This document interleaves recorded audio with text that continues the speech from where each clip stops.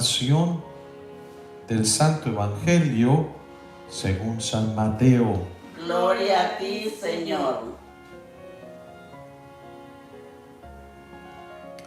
En aquel tiempo, al enterarse Jesús de la muerte de Juan el Bautista, subió a una barca y se dirigió a un lugar apartado y solitario. Al saberlo la gente, lo siguió por tierra desde los pueblos. Cuando Jesús desembarcó, vio a aquella muchedumbre, se compadeció de ella y curó a los enfermos. Como ya se hacía tarde, se acercaron sus discípulos a decirle: estamos en despoblado y empieza a oscurecer. Despide a la gente para que vayan a los caseríos y compren algo de comer. Pero Jesús les replicó: no hace falta que vayan, denles ustedes de comer. Ellos le contestaron: no tenemos aquí más que 5 panes y 2 pescados. Él les dijo: tráiganmelos. Luego mandó que la gente se sentara sobre el pasto, tomó los 5 panes y los 2 pescados, y mirando al cielo pronunció una bendición. Pidió los panes y se los dio a los discípulos para que los distribuyeran a la gente. Todos comieron hasta saciarse, y con los pedazos que habían sobrado se llenaron 12 canastos. Los que comieron eran unos 5,000 hombres, sin contar a las mujeres y a los niños. Palabra del Señor. Gloria a ti, Señor Jesús.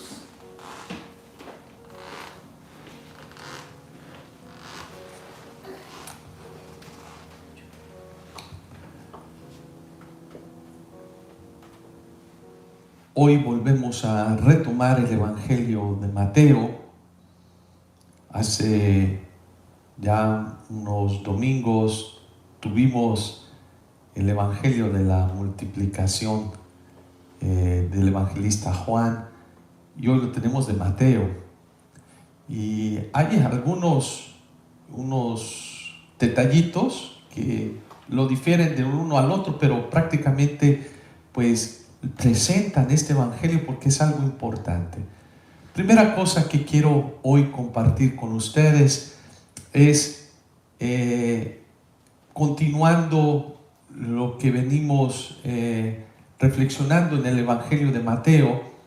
Escuchamos días atrás que Juan el Bautista fue apresado por el rey Herodes y después decapitado, murió, y le avisan a Jesús de la muerte de este gran profeta. Yo creo que ante la muerte de alguien que defiende los valores del reino de Dios, pues hay ciertas reacciones. Yo creo que nosotros podemos reaccionar de muchas maneras distintas. Vamos a mirar un poquito cuál es la personalidad de algunos discípulos. ¿Recuerdan cuando Jesús fue apresado? Inmediatamente uno de ellos sacó la espada y le cortó la oreja a alguno de los soldados, ¿no? Que Jesús les dijo: no, párense, no es la violencia, no es de esa manera, porque yo puedo mandar traer miles de ángeles en ejército para terminar, pero no ese es el camino.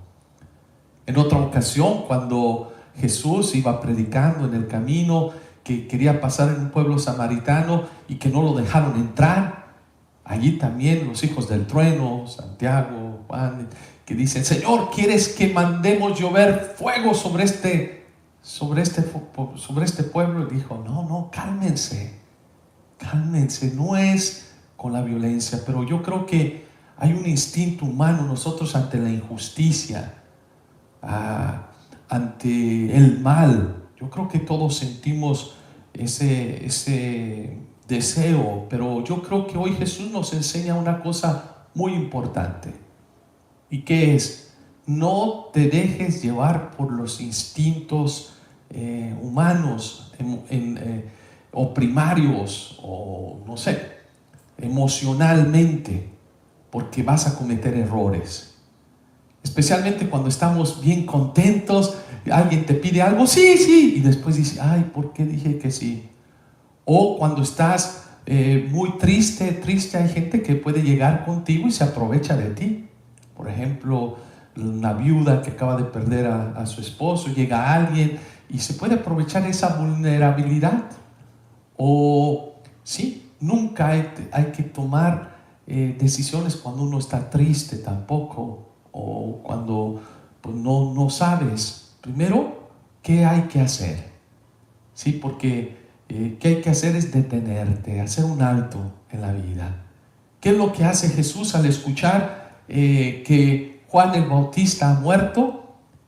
Hoy nos dice el evangelista Mateo que Jesús subió a la barca y se dirigió a un lugar apartado y solitario. Buscar ese lugar de encuentro con Dios. Yo creo que esa es la oración. Es una enseñanza que todos nosotros tendríamos que seguir cuando vivimos momentos de euforia, que todo marcha bien, que momentos también de tristeza, de dolor. Tenemos que buscar ese momento de intimidad con Dios para que me guíe, que sea Dios que me guíe, no que me guíen mis instintos o otras personas que tienen otros intereses diferentes, distintos. Jesús va a poner también sus sentimientos en orden. ¿Con quién? Con Dios. Con Dios. ¿Sí? Voy a poner qué es lo que mi Padre desea ante esta situación, ante esta realidad.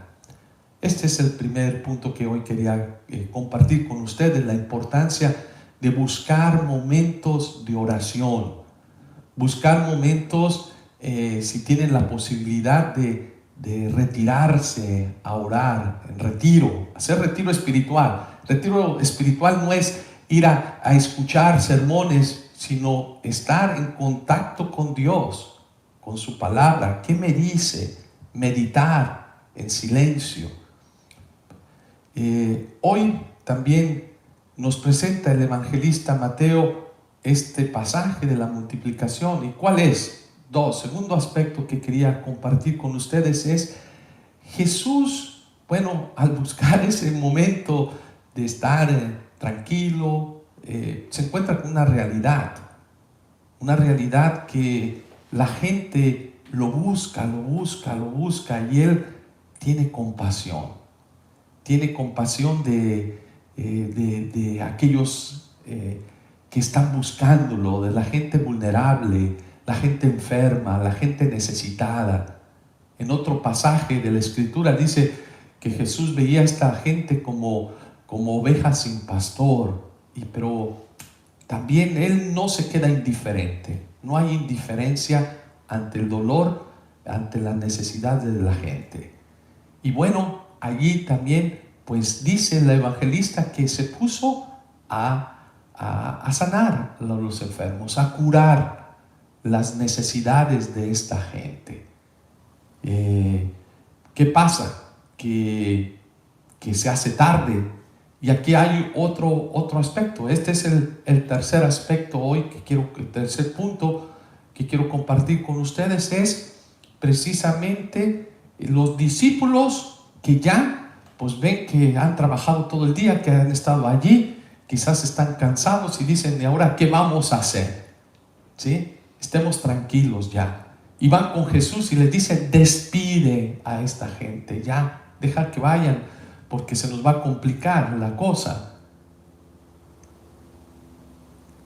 Jesús les da un mandamiento a ellos y les dice un mandato que les dice, denle ustedes de comer. Yo creo que ante esta realidad uno se queda, pues ¿cómo voy a darle de comer a tanta gente? 5,000 gente dice el evangelio de hoy, sin contar niños ni mujeres. ¿De dónde, Jesús? ¿Por qué vienes con esta respuesta? Nosotros te queremos ayudar. Y Jesús sale, denle ustedes de comer. ¿Qué significa? ¿Qué significa esto?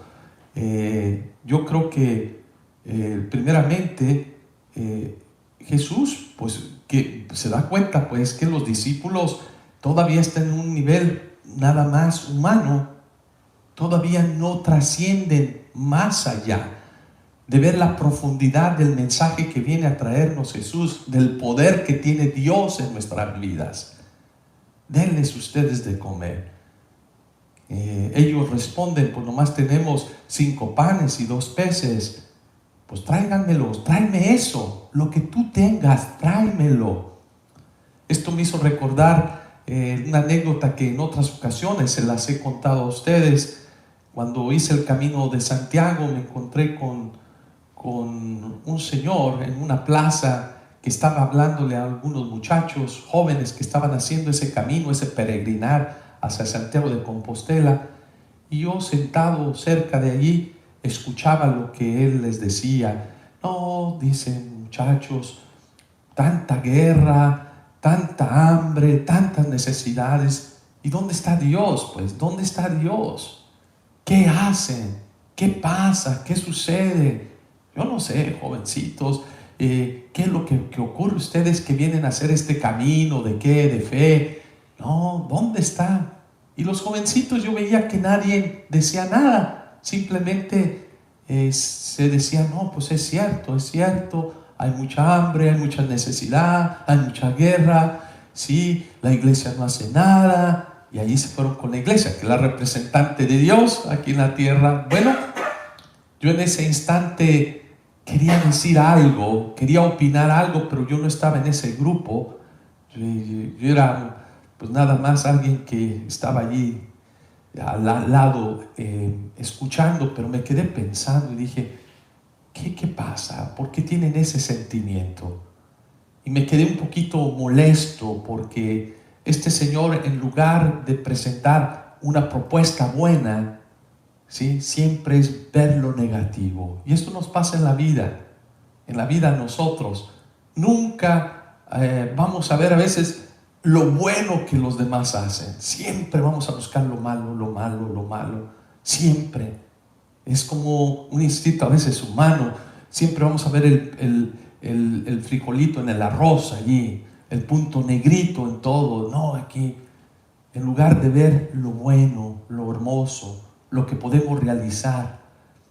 Pero bueno, regresando a la historia, al siguiente día pues salí a caminar temprano para seguir mi peregrinación, y sí me había quedado con esa experiencia del día anterior, pero nuevamente me encontré a este señor en el camino y estaba hablando con una jovencita y llevaba la misma historia,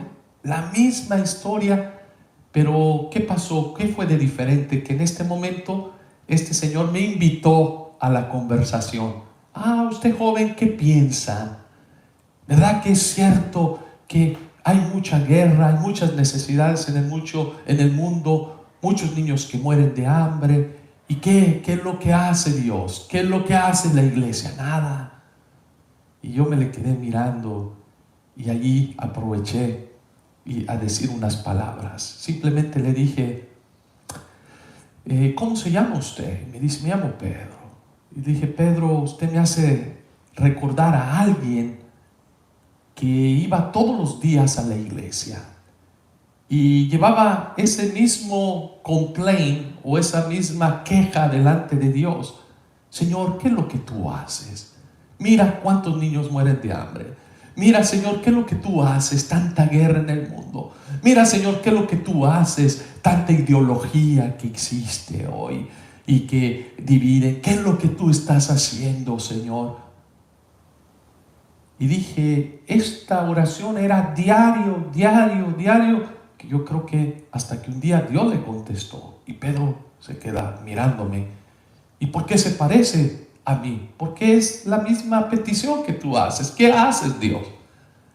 ¿Y qué le respondió Dios? Le dije, pues Dios le respondió, por eso te hice a ti, por eso te creé a ti, por eso te di vida a ti, para que tú hagas algo en mi nombre. Y Pedro nomás me miró y se me molestó, hizo un berrinche y se fue. ¿Sí? ¿Por qué? Porque al final yo le dije: Pedro, ¿qué es lo que tú estás haciendo? Es muy bueno quejarte de los demás. ¿Le has dado de comer tú a algún pobre allí por tu barrio? ¿Has tomado algo de tu casa, aunque sea uno de ellos, les has pagado el alimento a alguna persona? ¿Les has dado algo de ti para hacer la diferencia? ¿Has tomado un vaso de agua para darle al sediento? ¿Le has dado de tu vestido al que no? Y allí fue cuando se me molestó. Sí, dije: es muy fácil ver y quejarse de los demás. Yo creo que el Señor nos invita hoy a decir: a ver, ustedes también hagan algo. Es muy fácil mandarlos. Pues mándalos, que se resuelvan. ¿Qué podemos hacer? ¿Qué tenemos nosotros para aportar? ¿Qué es lo que podemos aportar nosotros? Ya Jesús pues no le está diciendo: traigan miles y miles de panes o peces. Simplemente denles de comer, y ellos, cuando responden: esto es lo que tengo, está bien, yo hago el resto. Dios hace el resto de nuestra vida. Esos son los milagros que ocurren constantemente y a menudo en nuestra vida. Dios realiza milagros. Simplemente te dice: ven, abandónate en el Señor. Dios no te va a pedir más de lo que tú no puedes dar. Dios te pide lo que tú puedes cooperar, dar en tu vida, tu tiempo, tu espacio, y un pan, 2 panes, lo que tú puedes. Pero eso es lo que transforma la realidad en el mundo. Pues hermanos, hermanas, hoy yo te invito a tomar un tiempo para orar. Busca esos espacios en tu vida para decir: ¿qué es lo que el Señor me está pidiendo en mi caminar? Segundo, recuérdate que Dios siempre mira las necesidades de los demás, se compadece de nosotros. Si tú tienes una necesidad en este momento, el Señor te escucha, porque por eso ha venido. Y tercero, también hoy recuérdate que te dice: ¿qué tienes tú que hacer? ¿Qué tienes tú que aportar?